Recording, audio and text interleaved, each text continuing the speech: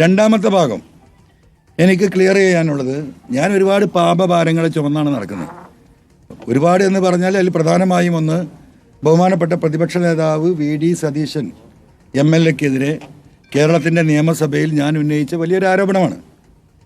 നിങ്ങളത് ഇനി അത് വിശദീകരിക്കുകയല്ലാതെ രക്ഷയില്ല.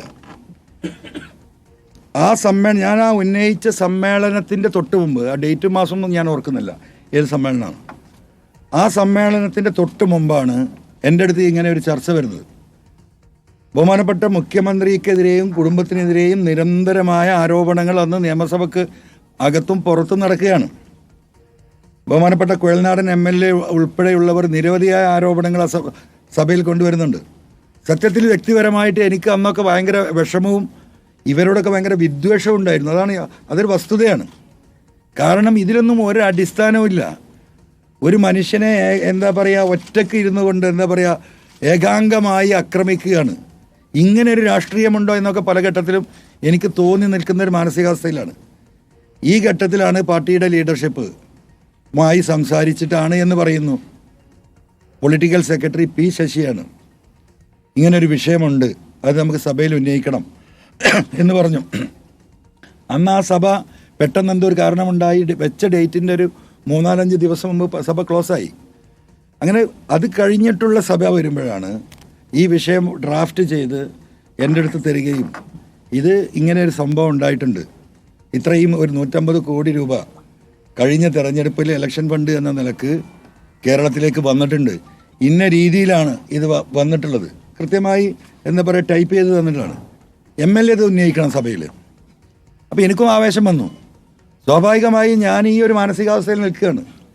അപ്പോൾ ഇങ്ങനെ ഒരു സംഭവം ഉണ്ടായിട്ട് 150 കോടി രൂപ കൈക്കൂലി വാങ്ങിയ ഒരു പാർട്ടി ലീഡർഷിപ്പ് ഈ പറയുന്ന നിരപരാധിയായ മുഖ്യമന്ത്രിയെയും കുടുംബത്തെയും ഈ രീതിയിൽ സഭയിലിട്ട് ആക്രമിച്ചുകൊണ്ടിരിക്കുകയാണ്. അതിലെനിക്കുണ്ടായ മാനസിക സംഘർഷം ഉള്ളിൽ കൊണ്ട് നടക്കുന്ന, ഞാൻ പലപ്പോഴും പറഞ്ഞു എൻ്റെ പിതാവിനെ പോലെ സ്നേഹിച്ചിരുന്ന വ്യക്തിയാണ്, അതൊരു യാഥാർത്ഥ്യമായിരുന്നു.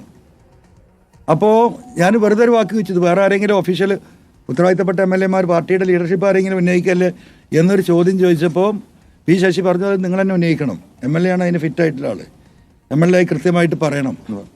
അങ്ങനെ ആ സഭ, അപ്പം ഞാൻ ചോദിച്ചു, ഇത് സഭാരേഖകൾ അത് സ്പീക്കറുമായി സംസാരിച്ച് പാർട്ടി അതിന് പെർമിഷൻ എടുത്തോളൂ.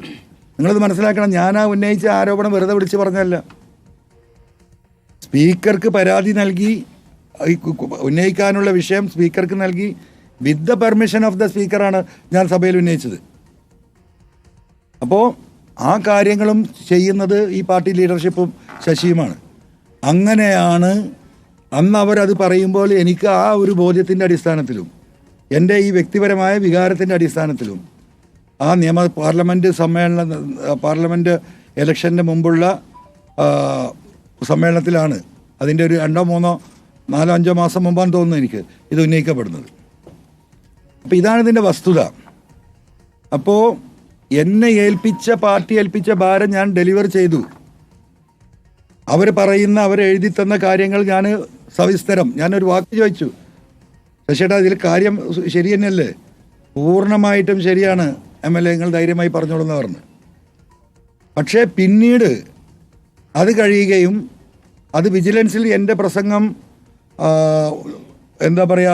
ഒഫീഷ്യലായിട്ട് വിവരാവകാശ പ്രകാരം ഒരു വ്യക്തി ശേഖരിക്കുകയും അത് ശേഖരിച്ചതിന് ശേഷം ഇവിടുത്തെ ബഹുമാനപ്പെട്ട വിജിലൻസ് കോടതിയിൽ പരാതി നൽകുകയും ചെയ്യാണ്.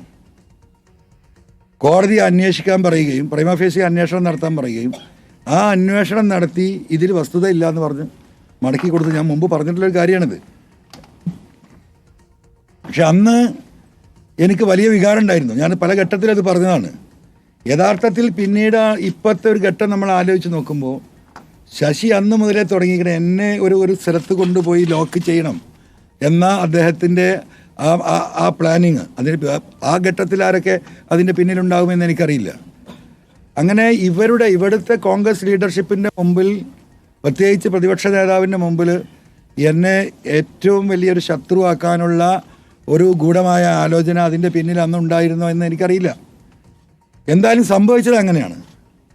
അപ്പം എന്നെ സംബന്ധിച്ചിട്ട് എനിക്ക് കേരളത്തിലെ 3.5 കോടി ജനങ്ങളോട് ഈ വിഷയത്തിൽ പറയാനുള്ള ഒരു കാര്യം എന്ന് പറയുന്നത്, ഈ വിഷയത്തിൽ അദ്ദേഹത്തിനുണ്ടായ മാനഹാനിക്ക് ഞാൻ കേരള സമൂഹത്തോട് മാപ്പ് ചോദിക്കുകയാണ്, ആത്മാർത്ഥമായി മാപ്പ് ചോദിക്കുകയാണ്. ബഹുമാനപ്പെട്ട പ്രതിപക്ഷ നേതാവിനും അദ്ദേഹത്തിൻ്റെ കുടുംബത്തിനും അദ്ദേഹത്തിൻ്റെ ബന്ധുക്കൾക്കും അദ്ദേഹത്തെ സ്നേഹിക്കുന്നവർക്കുമുണ്ടായ വിഷമത്തിൽ അവരോട് മാപ്പ് ചോദിക്കുകയാണ്. ബഹുമാനപ്പെട്ട പ്രതിപക്ഷ നേതാവ് ഇതിൻ്റെ വസ്തുതകൾ മനസ്സിലാക്കി ഇത് ഉൾക്കൊള്ളണമെന്നും എൻ്റെ മാപ്പപേക്ഷ സ്വീകരിക്കണമെന്ന് അദ്ദേഹത്തോട് സ്നേഹപൂർവ്വം അഭ്യർത്ഥിക്കുകയാണ്. ഇതാണ് ഇതിൻ്റെ മറ്റൊരു ഭാഗം.